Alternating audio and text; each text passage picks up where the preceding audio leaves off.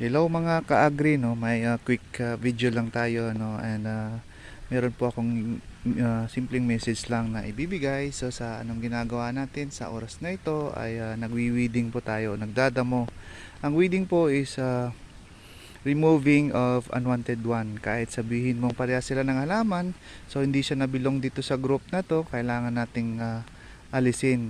So kung halimbawa ang kahit sabi mo puro mais yan at may tumubo na mani, ay kailangan natin ang alisin yung hindi kasama dun sa group, so para hindi mapiktuhan yung growth din nila, no? Parang tayo din, kung saan tayo nababagay na grupo o we think na we excel into that group o trabaho.